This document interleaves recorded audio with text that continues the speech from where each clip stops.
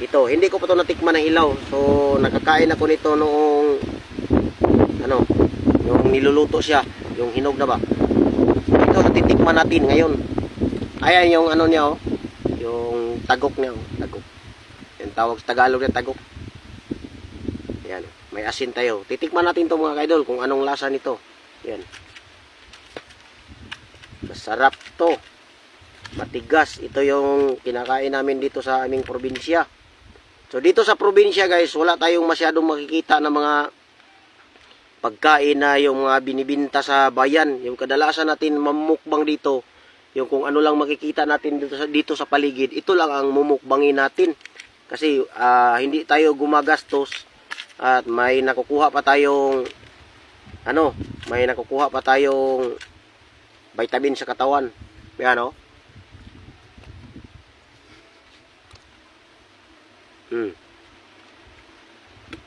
Ganon, may lumabas na gatas.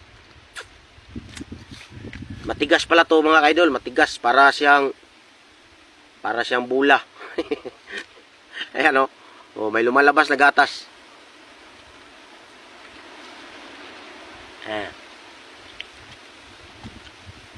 Okay naman.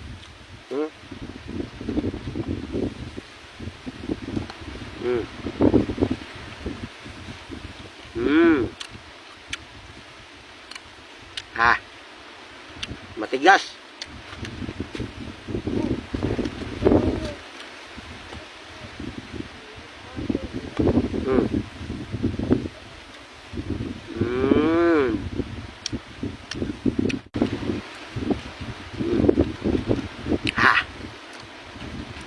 May ano siya?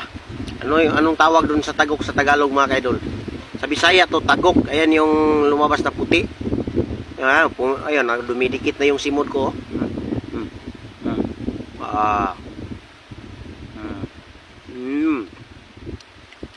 Yan, kakaibang lasa mga kaidol.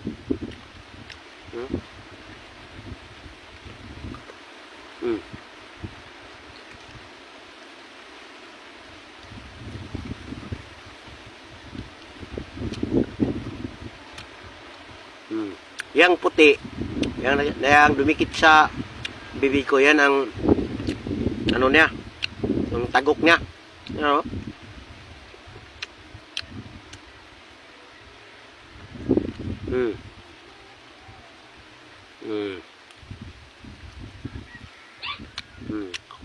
Kumakain din ang kambing nito ng hilaw. Medyo manamis naman ha. Ano lang nga lang siya